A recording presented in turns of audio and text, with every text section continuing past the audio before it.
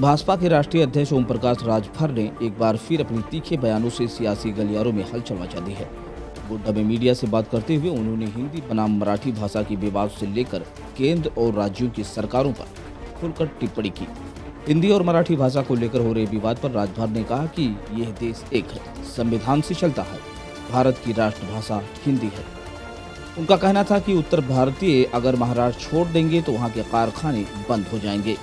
यही लोग भोजन दे रहे हैं, इसे भूलना नहीं चाहिए।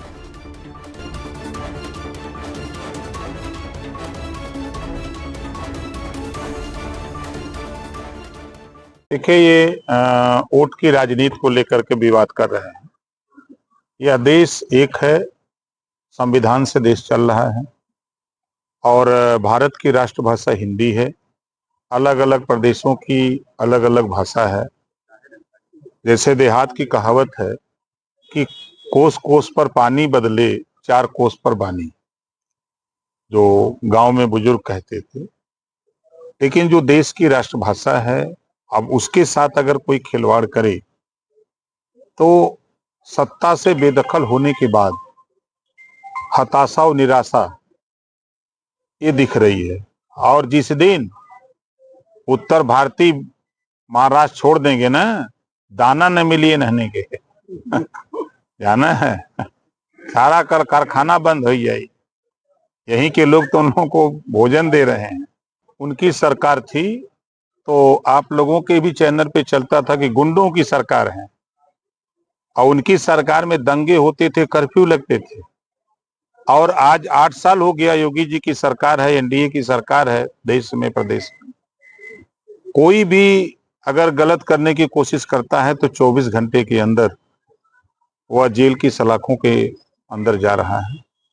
किसी को छूट नहीं है गलत करने के लिए। और उनके यहाँ, उनके राज्य में छोटा सांड की तरह अपराधी घूमते थे हैं।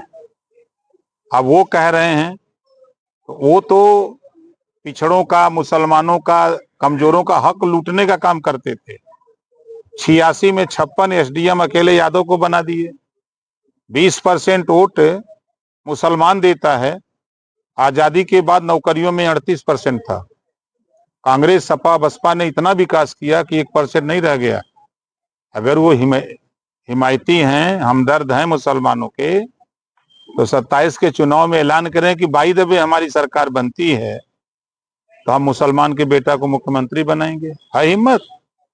और जितने उनकी पार्टी में विधायक, सांसद हैं मुस्लिम, उनकी कुवत नहीं है कि जाके अखिलेश जी से कहें कि बहुत दिन से हम लोग पीछे कैरियर पर बैठ रहे हैं, बैठते बैठते चूतर दर्द कर रहा है, अब इस बार साइकिल चलाने के लिए हमको दीजिए और आप पीछे बैठिए, दर्द तब महसूस होगा। एक शब्द बहुअरथ युद्ध जा शोभा के हेत।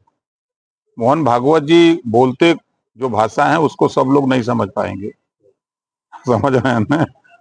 उनका कहना क्या है और उसका अर्थ क्या है, सब लोग नहीं समझ पाते हैं। आपने मुख्यमंत्री से मिलकर एक मांग रखी थी कि जिला पंचायत अध्यक्ष और ब्लॉक प्रमुख का चुनाव सीधे जनता से कराया जाए। क्या लगता है प्रस्ताव पास होगा?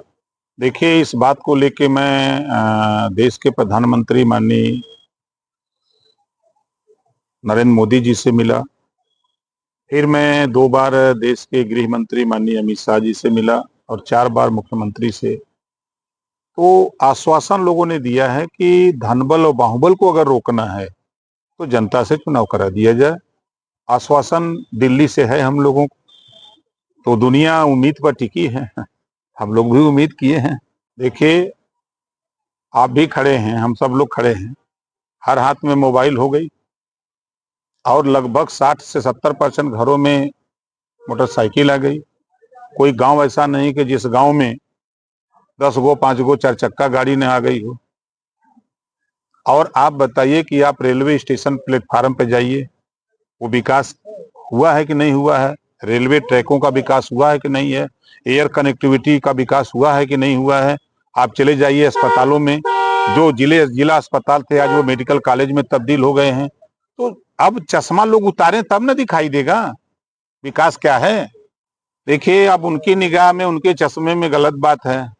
हमारे चश्मे में, हमारी सरकार के चश्मे में पहली बार देश के प्रधानमंत्री ने देश के सैनिक को छूट दिया और 100 किलोमीटर भीतर घुस के 9 ठिकानों पर आतंकवादियों को ध्वस्त कर दिया। ये नहीं दिखाई दे रहा है और पाकिस्तान है खुद सबूत दे रहा है, हम थोड़ो दे रहे हैं। तो वो जैसे एक थे बार बनवावत रहा था, पूछा हमारे कपड़ा में कितना बार काम था, छीले थे गिन, चुनाव आवता मालूम हो जाई, पेट भर जाई, काहे घबरा था। चुनौआ का घोषणा जब दिन भाई ना वही दिन चुनौआ हार जाइए।